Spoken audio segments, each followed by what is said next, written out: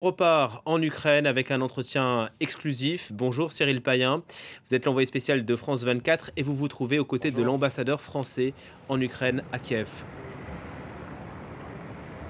Merci Julien. Oui, effectivement, bienvenue à Kiev, cette capitale ukrainienne qui entre dans son quatrième mois depuis le début de l'invasion militaire russe, où il fait extrêmement beau, ce qui est un peu une idée, ça donne une idée de cette résilience ici qu'on voit avec beaucoup d'Ukrainiens qui tentent de revivre. Monsieur l'ambassadeur de France, bonjour, Étienne de Poncin, merci d'avoir accepté notre invitation. Bonsoir. Alors vous êtes un des protagonistes de cette crise, vous avez été nommé en janvier dernier. Est-ce que on est à la croisée de chemin? Est-ce qu'il y a un premier bilan, selon vous, à tirer de cette guerre? Le premier bilan, vous l'avez dit, c'est l'extraordinaire résilience et résistance des Ukrainiens. Nous sommes donc effectivement après 3 mois de guerre et la résistance est toujours aussi farouche, aussi déterminée de toute la nation ukrainienne qui s'est levée comme un seul homme, si je peux reprendre cette expression, le 24 février au matin lorsqu'elle a été agressée par les troupes russes. Ça vous a surpris à la fois ce déclenchement de cette guerre presque conventionnelle qui a pris beaucoup de gens par surprise? Est-ce que vous-même, qui vivez ici, avez été surpris par cela? Surpris, l'ampleur a surpris très certainement. Il y a eu un effet de sidération puisqu'on n'avait pas vu de tels conflits sur le continent européen depuis près d'un siècle. La dernière référence était celle de l'invasion de la Pologne par l'Allemagne nazie en 1939, donc ça remonte et heureusement. Après, par la résistance ukrainienne, non, parce que je connaissais bien ce pays. J'étais allé partout, dans toutes les villes, y compris à l'Est.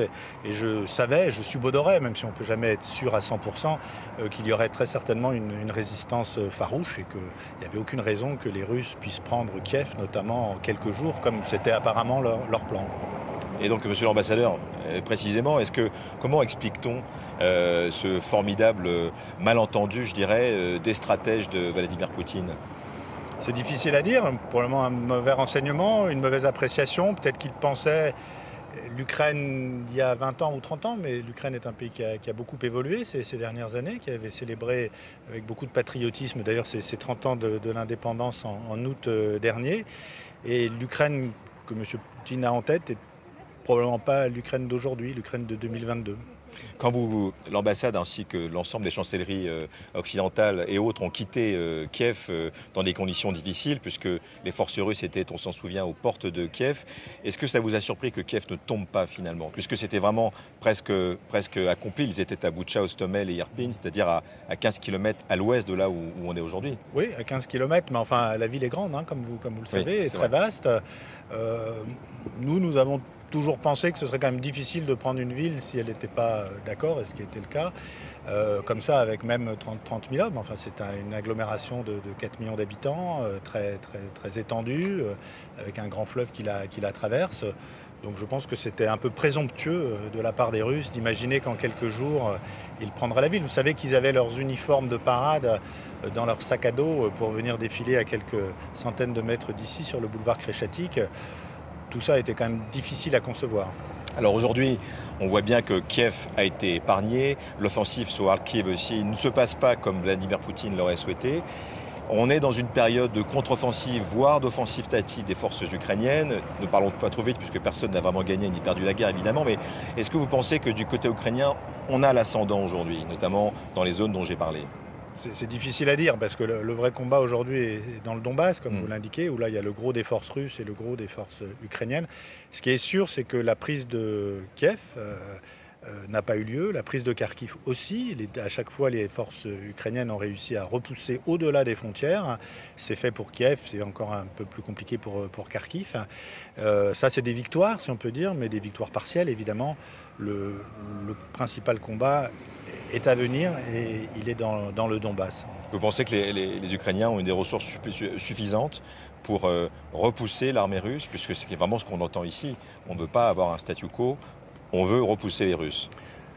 Les Ukrainiens sont confiants, c'est clair, ils le disent, il y a un formidable élan de solidarité, de défense, ils reçoivent beaucoup de soutien, y compris de nous-mêmes, Français, y compris militaires, soutien humanitaire, etc. Donc mon sentiment, c'est difficile à dire, mais c'est que l'OTAN travaille quand même plutôt pour l'Ukraine plutôt que pour les Russes. Mais ça reste encore à confirmer. Alors justement, dans cette hypothèse, on sait que Vladimir Poutine est difficilement, on a du mal à le suivre dans son dessin, dans sa stratégie. Est-ce que la menace nucléaire est quelque chose pour vous de tangible, qu'on ne prend pas à la légère? Moi, je suis ambassadeur de France en Ukraine, donc je ne commande pas spécifiquement. Est-ce que les chancelleries, je dirais, prennent cette menace sérieusement? Il faut demander à mes collègues. Forcément, on la prend sérieusement. Le nucléaire, on ne peut pas l'aborder autrement que sérieusement. Je crois que personne ne peut faire ça. Sur le reste, c'est des supputations. On voit que ce qui va être déterminant au moment où on fait une forme de bilan, on l'a dit, avec une contre-offensive ukrainienne, que la communauté internationale, dans son soutien, est absolument déterminante. Joe Biden, à Washington, vient de débloquer beaucoup d'argent, 40 milliards de dollars, ce n'est pas la première fois.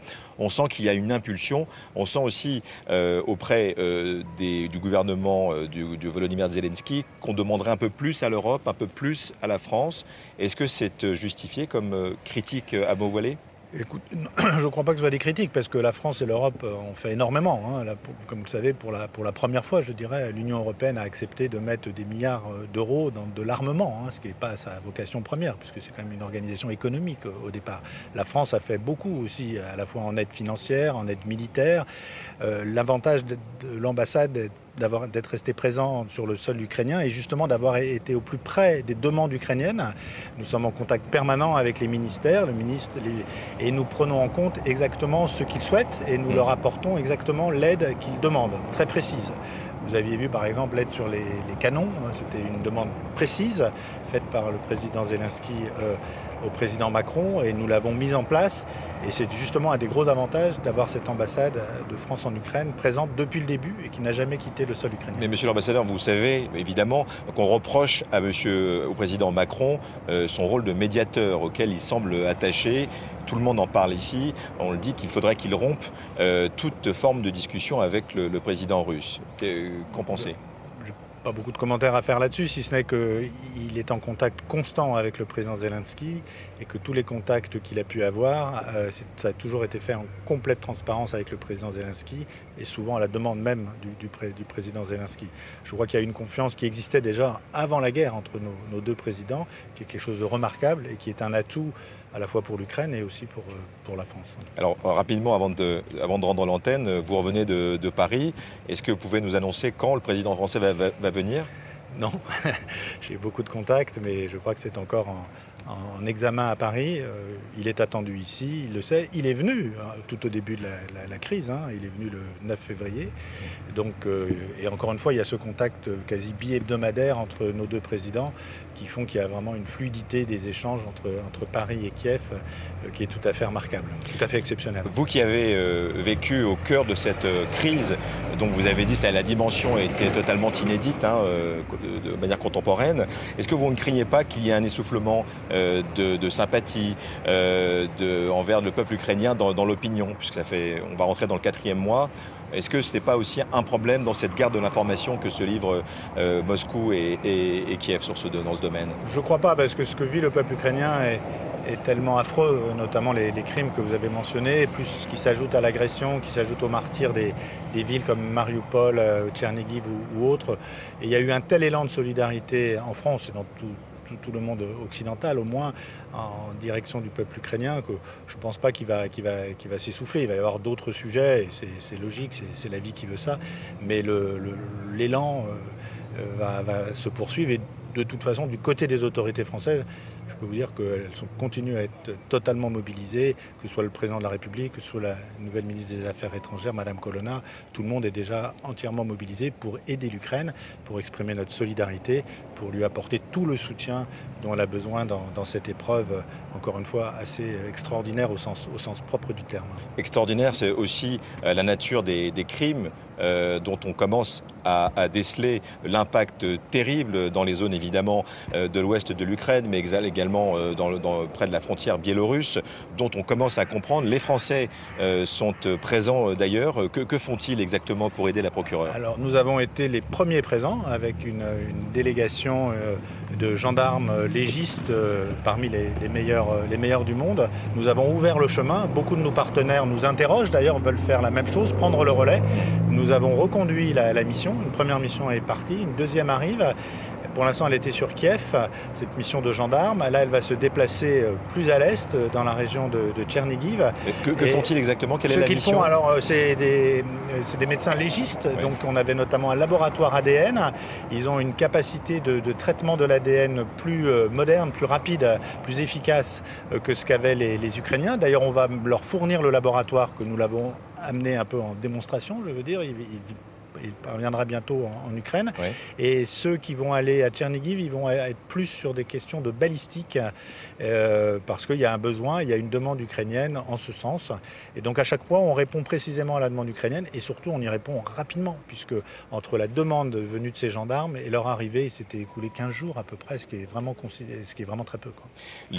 Au regard des premiers témoignages qu'on a, qui sont absolument effroyables, hein, je rappelle des centaines de viols, des disparitions, des tueries, et ce n'est que le début, puisqu'on imagine ce qui peut se passer actuellement dans les zones occupées. Est-ce qu'un pays, selon vous, ce pays où vous vivez, peut se remettre de ce genre d'exactions aussi terribles? Ce sera très long. C'est clair qu'il y a maintenant une rivière de sang entre les deux peuples, entre le peuple ukrainien et le peuple russe.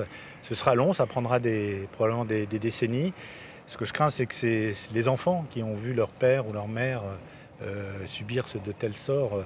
Ça sera difficile pour eux. Après, ce peuple est très résilient. Il a subi déjà beaucoup de traumatismes dans l'histoire du XXe siècle.